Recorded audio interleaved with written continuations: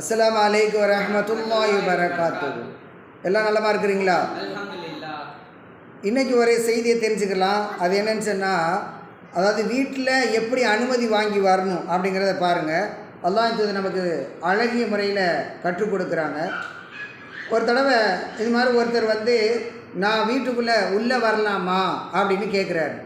அப்போது நபி ஸல்லல்லாஹு அலைஹி வஸல்லம் தம்முடைய பணியாளரை கூப்பிட்டு, பணியாளரை கூப்பிட்டு அவங்களுக்கு கற்றுக் கொடுக்க சொல்கிறாங்க. எப்படி அனுமதி கேட்கணும் அப்படின்னு சொல்லி போய் கற்றுக்கொடு அப்படின்னு சொல்லி நபி ஸல்லல்லாஹு சொல்லி கொடுக்குறாங்க.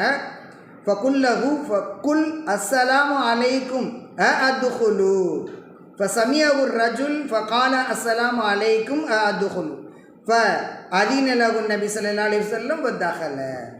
அதாவது அந்த பணியாளர்கிட்ட சொல்கிறாங்க, போய் அவருக்கு கற்றுக்கொடு. அதாவது அஸ்ஸலாமு அலைக்கும் அப்படின்னு சொல்லிவிட்டு அதுக்கு பிறகு நான் உள்ளே வரலாமா, இப்படி தான் அனுமதி கேட்கணும். ஃபஸ்ட்டு சலாம் சொல்லிடணும், அஸ்ஸலாமு அலைக்கும் அப்படின்னு சொல்லிவிட்டு அதுக்கப்புறம் நான் உள்ளே வரலாமா அப்படின்னு நீ போய் கற்றுக்கொடு அப்படின்னு சொன்னாங்க. அதை வெளியிலேருந்து கேட்ட அவர் உடனே அஸ்ஸலாமு அலைக்கும் நான் உள்ளே வரலாமா அப்படின்னு கேட்குறாரு. அப்போது நபி ஸல்லல்லாஹு அலைஹி வஸல்லம் அவருக்கு அனுமதி கொடுத்தாங்க. எப்படி அவருக்கு அனுமதி கொடுத்துட்டாங்க. அதுக்கப்புறம் அவர் உள்ளே போனார். அப்போ நீங்கள் ஒரு வீட்டுக்கு போகிறீங்கன்னா எப்படி அனுமதி கேட்கணும்? அஸ்ஸலாமு அலைக்கும் அப்படின்னு சொல்லிடணும். சொல்லி அதுக்கு பிறகு தான் நான் உள்ளே வரலாமா அப்படின்னு கேட்கணும். இது வீடு திறந்து இருந்துச்சுன்னா தான் இப்படி கேட்க முடியும். வீடு சாத்தி இருக்குது, நம்ம சொல்கிற வாய்ஸ் அவங்களுக்கு கேட்காது அப்படின்னு சொன்னால் ஃபஸ்ட்டு காலிங் பெல் அடித்து அதுக்கு பிறகு அவங்க வருவாங்க.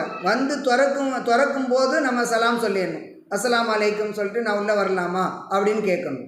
விளங்கிச்சா? இப்போ ரெண்டுக்கும் வித்தியாசம். வீடு திறந்திருந்தால் சலாம் சொல்லிவிட்டு நம்ம உள்ளே வரலாமான்னு கேட்கணும். அவங்க அனுமதி கொடுத்தா தான் உள்ளே போகணும். இது ஒன்று. அதாவது வீடு சாத்தி இருக்குது, அப்போ என்ன செய்யணும்? காலிங் பெல் அடித்து அதுக்கு பிறகு அவங்க வீட்டை கதவை திறப்பாங்க. கதவை திறக்கும்போது என்ன சொல்லணும்? அஸ்ஸலாமு அலைக்கும் சொல்லிவிட்டு நான் உள்ளே வரலாமான்னு கேட்கணும். இதுதான் அனுமதி கேட்கக்கூடிய முறை. இப்போ நம்முடைய வீட்டுக்குள்ளேயே நம்ம அப்படியும் செய்யலாம். இப்போ தந்தை ரூமு அப்பா ரூமு தனித்தனியாக இருக்குது. தந்தை அம்மாவுக்கு தனியாக, அப்பாவுக்கு தனியாக, அல்லது சகோதரிக்கு தனியாக இப்படி ரூம் இருக்குதுன்னு சொன்னால் அங்கேயும் இதே தான் ஃபாலோ பண்ணணும். இல்லைங்களா?